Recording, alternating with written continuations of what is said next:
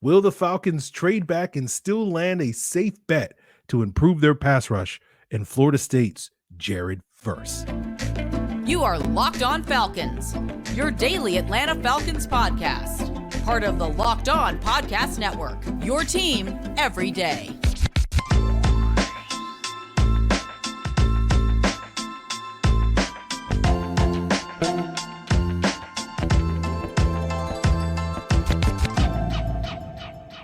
Welcome back, everyone, to another illustrious episode of the Locked On Falcons podcast, your daily Atlanta Falcons podcast, part of Locked On Sports Atlanta, your team every day. And today's episode is brought to you by FanDuel. Make every moment more. Right now, new customers get $200 in bonus bets with any winning $5 bet. That's $200. If your bet wins, visit FanDuel.com/lockedon today to get started. So, guys, if you don't know me, I'm your very humble host, Aaron Freeman, aka Sirius Black, aka Mr. Drew, aka the Jolly Green Giant, aka Mr. AKA. And of course, I've been covering the Falcons far too long, formerly at falcfans.com, RIP, still going strong on this illustrious podcast.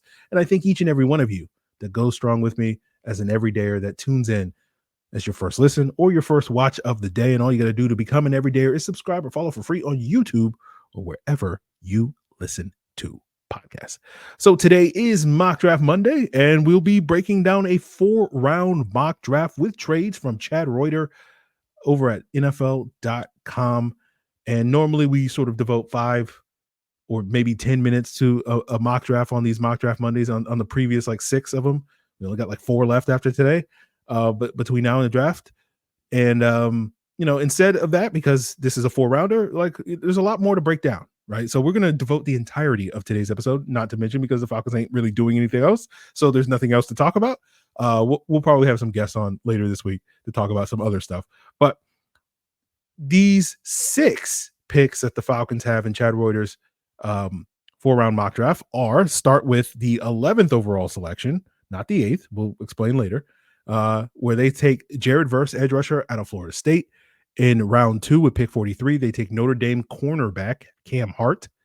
In round 3 with pick 74, they take BYU's Kingsley Suamataia, offensive tackle. With pick 79 in 3rd round, Michigan linebacker Junior Colson. With pick 90 in the 3rd round, they take Florida wide receiver Ricky Pearsall. And with pick 109 in round 4, they take South Carolina quarterback Spencer Rattler. So how did the Falcons get the 11th overall pick? So Chad basically had the Falcons trading back from 8 to 11 with Arizona, picking up that 3rd round pick, which was pick 90, which Arizona got from Minnesota, because Arizona originally picking at pick 4, trades back with Minnesota, gets 11. Then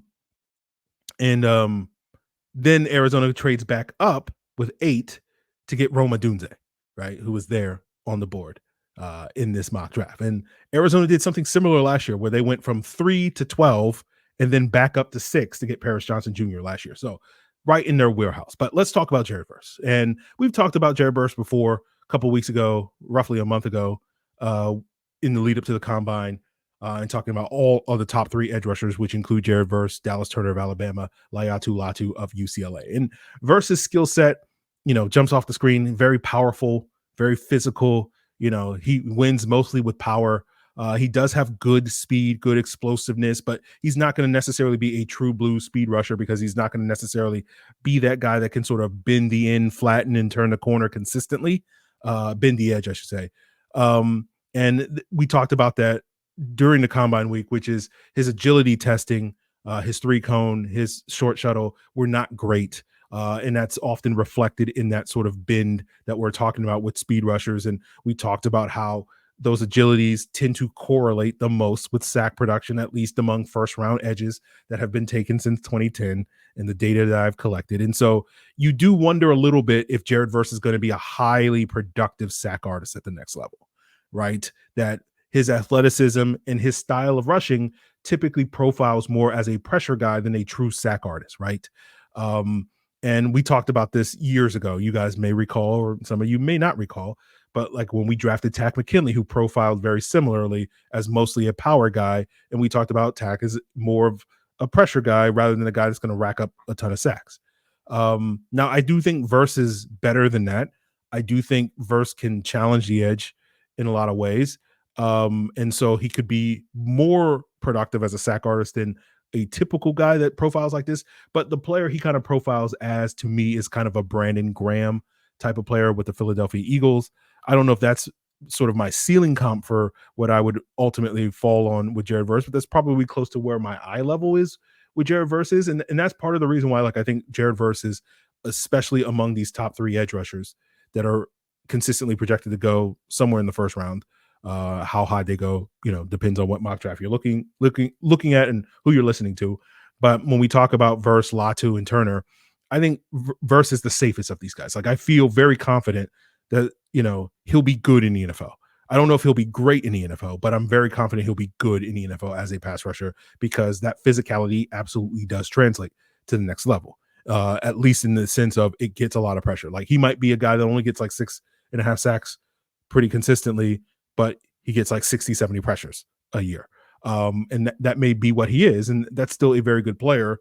But, I know there's going to be some expectations based off of, who's drafting him with the Falcons, and where he's drafted, that you want more than that from that type of draft pick. But then again, I sit here and I go, like, Brandon Graham's been in the league for 14 years. He's about to play year 14, 15, and been very good. So I wouldn't turn my nose up at that. But, I think ultimately when we talk about who the Falcons would take in terms of edge rusher, and I think most people, understandably, myself included, think that if you're placing a bet, the smart bet is that the Falcons will use their top pick on an edge rusher, given, thoughts on whether or not those wide receivers are going to be there at 8. But I do think it's probably going to boil down to either Turner or Verse. That's my guess, right? I could see them taking Latu if they trade back even further in this draft. Let's say like the pick 20 or something like that. But I would be surprised if the Falcons took Latu over Verse or Turner. Like, if one or more of those guys was on the board and they took Latu over that guy, I would be surprised by that. So we'll see what happens with that. But I think I'm very confident the Falcons will like Jared Verse. I heard a rumor last summer that someone said that someone told them that if Verse had come out last year, he would have been the Falcons pick at 8 last year, that they were that high on Jared Verse. And, I can't confirm that rumor because, I don't know. But, like, Jared Verse is very much a very Falconese player. And so to me, Falcony player, I guess you could say, right? Like, he's the type of player that I'm sure Terry Fontenot loves. The question to me is whether or not they love Dallas Turner more. I don't know the answer to that. So I think there are reasons for them to go in either direction. We'll see what happens. I know there's been a lot of debate over the last week or two. A lot of people that look at these edge rushers, these top 3 guys, and have their preferences. And as I've said before, like, I see a path for all 3 of these guys to be good in the NFL. To me, who you prefer is less about these individual players in Latu, Turner, and Verse, and more about how you evaluate edge rushers, right? It's more informative to me in terms of you're basically, telling on yourself, I guess, so to speak, in terms of what you value in pass rush. Like, in a nutshell, Turner is kind of the low floor, high ceiling guy. He's the traits guy, right? That has all the traits to be a high end pass rusher in the NFL. He just hasn't put it all together yet. Latu's more probably the opposite, the higher floor, low ceiling guy, very technical pass rusher, but may not necessarily have the plus traits that's going to make him a mismatch at the next level from a physical standpoint, but his technical skills could allow him to be very effective at the next level. And then Verse is kind of somewhere in between, right? High floor, but I think probably a higher ceiling than Latu does, because he does have, excellent physical traits, but his traits aren't on the same level as Dallas Turner's are, that sort of thing. And so to me, like, I would assume, again, depending on who you ask, I would assume probably most Falcon fans would probably fall in love with Jared Verse. But it's been interesting. Like, it doesn't seem like there's as many Verse truthers I've seen on the internet as I would thought I would see. But we'll see how that plays out over the next 4 weeks, but 4.5 weeks, I guess, at this point. So I think Verse would be a great pickup for the Atlanta Falcons. I have no complaints. Again, if the Falcons take any of these 3 guys, I would not be upset at all. And I certainly think trading back, if the goal is to take an edge rusher, trade back, get one of the guys, even if you get the number 2 guy on your draft board. I would be surprised if either I could see one of Turner or Verse coming off the board, like Chicago at 9 makes a ton of sense. But I think you can get back in that 11, 12, 13 range if someone wants to come up for a wide receiver, someone wants to come up for, I don't think a quarterback is going to be there, one of the top 4 guys, but that seems most likely. Someone trading up for a wide receiver seems the most likely thing that a team would do to come to 8. And if that's the case, then, I think that it makes sense for the Falcons to move back and pick up an edge rusher and between Turner and Verse, whoever's there, take one of those guys, and prosper.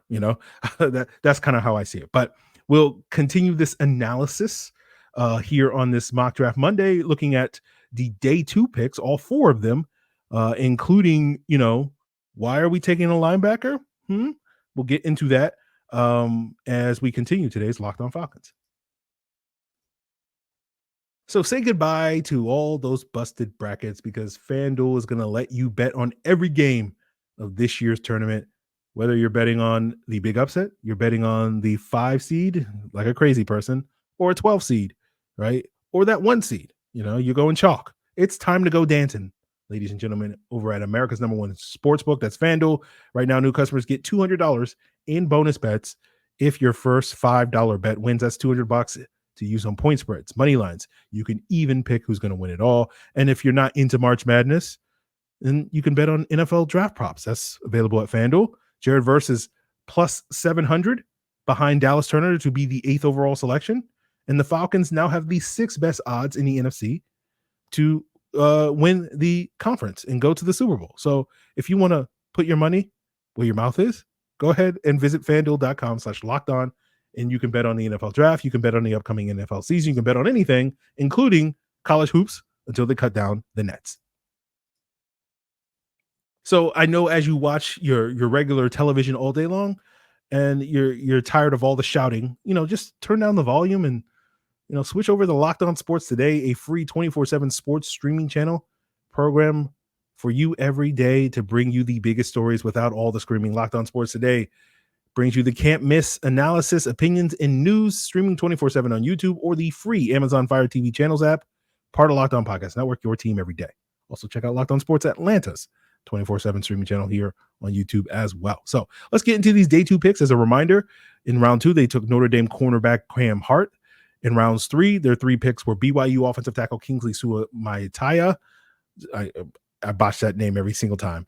Michigan linebacker Junior Colson, Florida wide receiver Ricky Pearsall. I looked it up, the pronunciation, before coming on the podcast, and I still forgot it.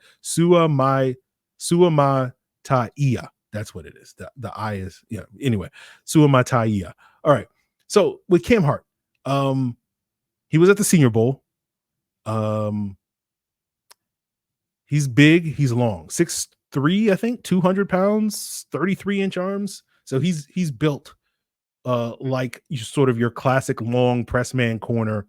I haven't seen too many mocks putting him this high in the draft. Like, a lot of mocks had him more in the 4th round range. After the Senior Bowl, he got a little bit of a bump into round 3. I haven't seen too many mocks putting him in the top 50, but maybe that changes. Maybe Chad's onto something.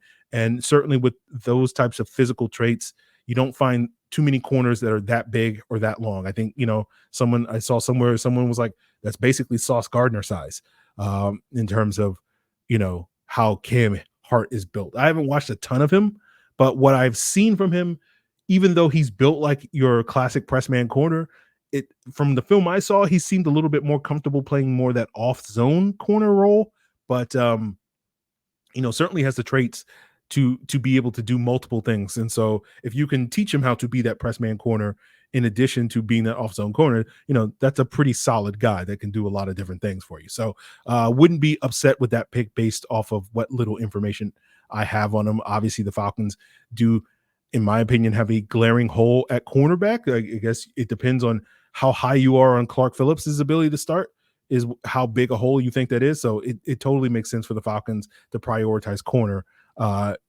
early in this draft, potentially at pick 43. Now, Suamataia is another Senior Bowl guy, comes from that BYU offense that ran a lot of outside zone. We talked about that a lot 2 years ago with Tyler Algier coming. He played both right and left tackle there. He's cousins with Penei Sewell.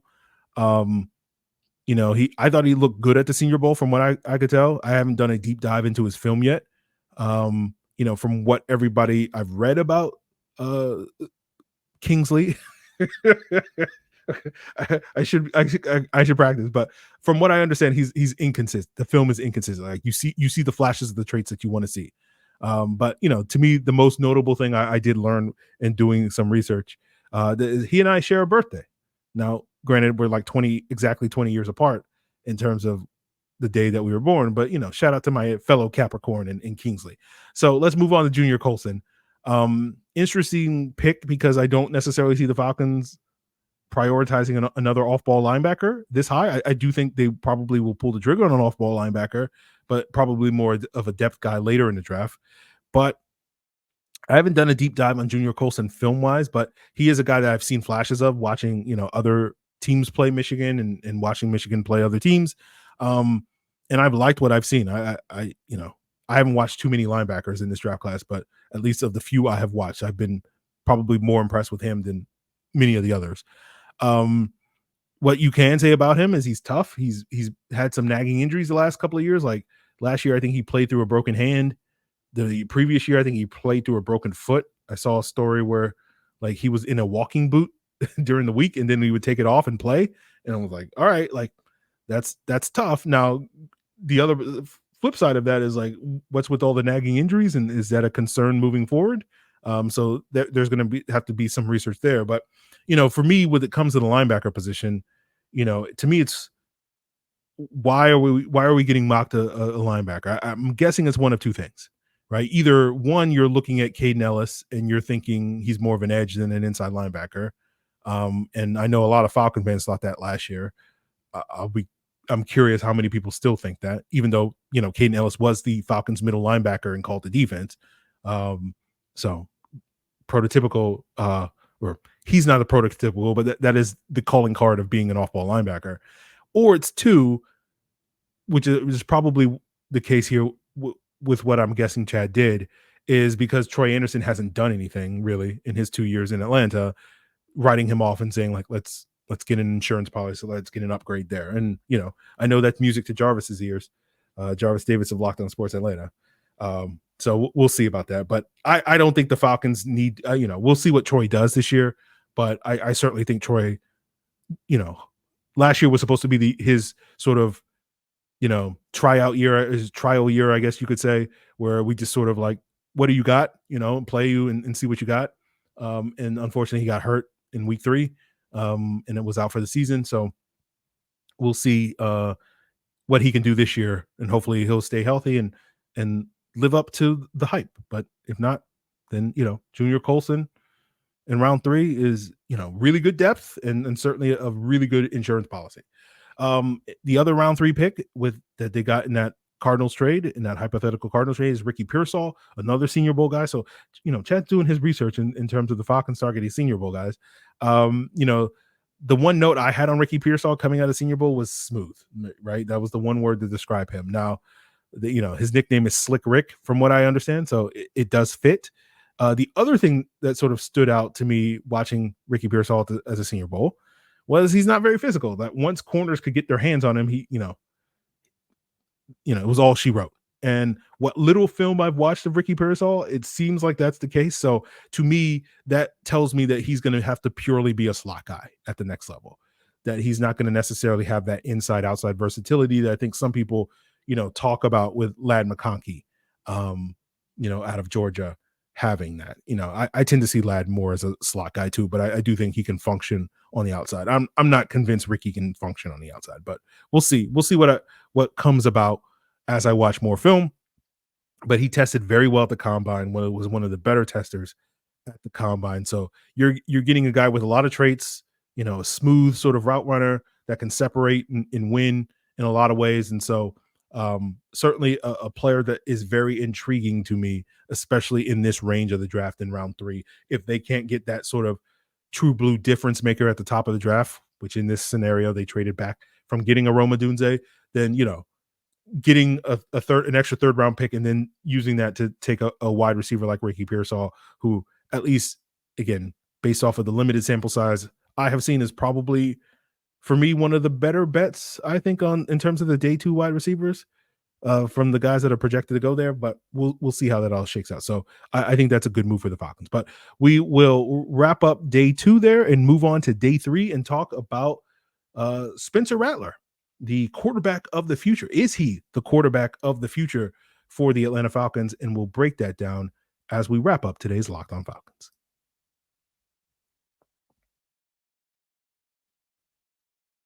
So with that 4th round pick 109 in Chad Reuter's 4-round mock draft, on this mock draft Monday, he had the Falcons selecting South Carolina quarterback Spencer Rattler.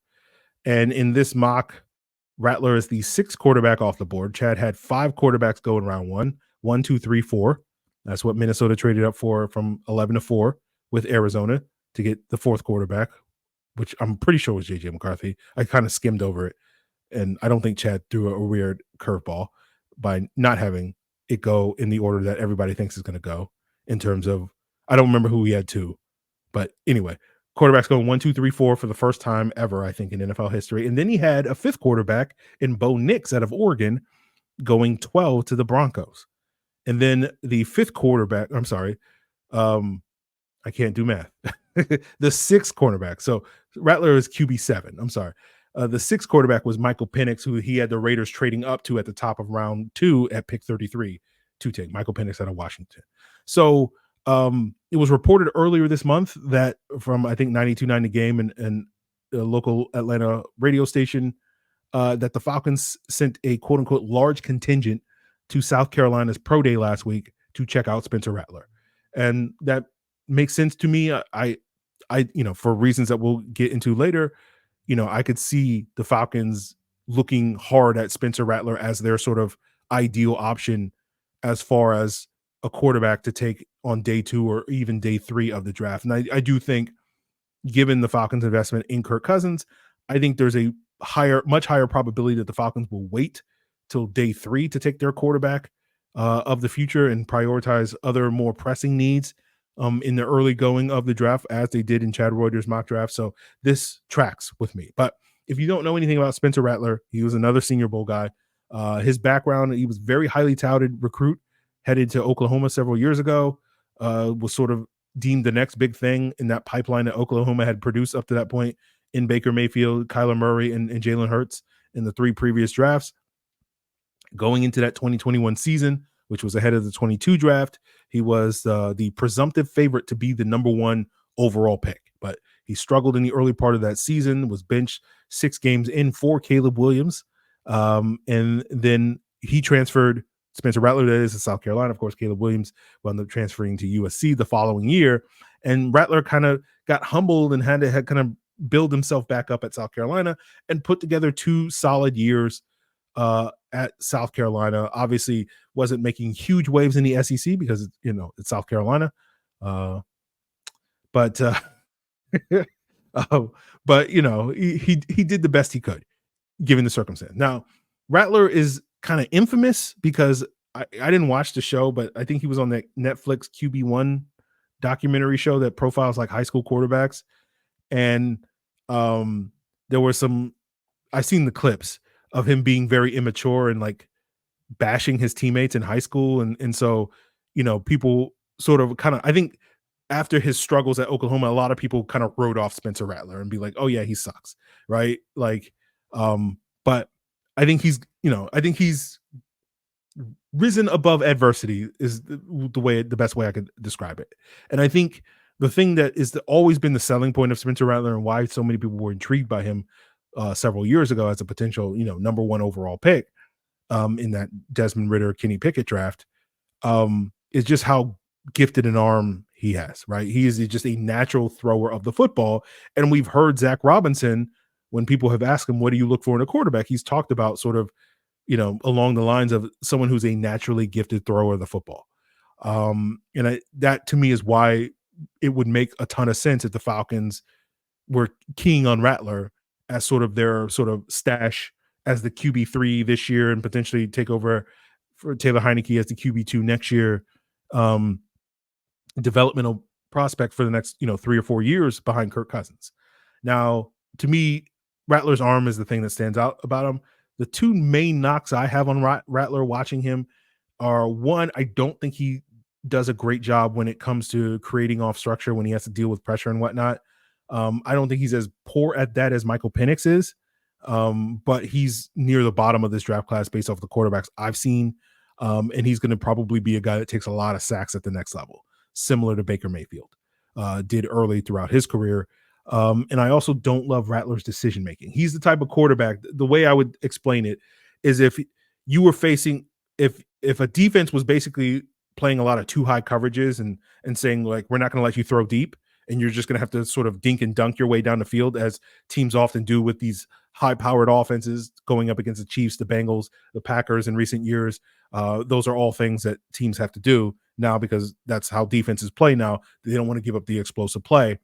Rattler is the type of quarterback that he's going to get bored doing that, and he's going to try to push it, and it's going to lead to some mistakes. Like, I don't know if he's ready to sort of be the smart, decisive sort of game manager type of quarterback that he needs to be in order to kind of stay patient and play against those caliber of NFL defense. And so for a lot of ways, the player that he reminds me of is Baker Mayfield. They have similar short, squatty builds, not great athletes, and probably not a guy that in Spencer Rattler, similar to what we've seen from Baker Mayfield over the last 6 years, is not a guy that I think you're probably expecting to be more than just an average starter, right?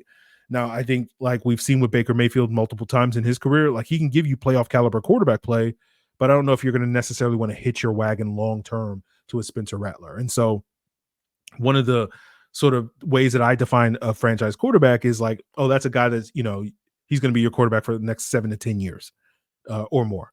And I don't know if Rattler's going to be that guy. He's more in that sort of Baker Mayfield, Geno Smith, Tyrod Taylor tier, Matt Schaub tier, where it's like, oh, like if you need him for 3 or 4 years, yeah, he can do that. Maybe even 5 years, sure. But at a certain point, you're going to start itching to want to make an upgrade because you're going to feel like that ceiling that you have as a football team with a Spencer Rattler or one of those types of quarterbacks is lower, right, than, what you want it to be. And so, Kirk Cousins is probably another player that for most people's perception of Kirk Cousins has fit in that sort of tier of quarterback that is like, you don't necessarily want to be tied to him for more than like 3, 4, 5 years. So I think Rattler can get there. So it is kind of fitting in a world where the Falcons would have Kirk Cousins as the quarterback for the next 3 or so years, and then potentially Spencer Rattler for the 3 after that. So to me, Rattler is more of a bridge than necessarily a long-term developmental option, but I think you can do a lot worse than Spencer Rattler, especially in the 3rd, 4th round range where he's often projected to go. And obviously in this situation, you're getting a much higher upside 4th round quarterback than I think is typically available in round 4. And it's not someone that's just purely toolsy, like a Joe Milton of Tennessee, who's just like, he's big and he's got a rocket of an arm and not a whole lot going for him.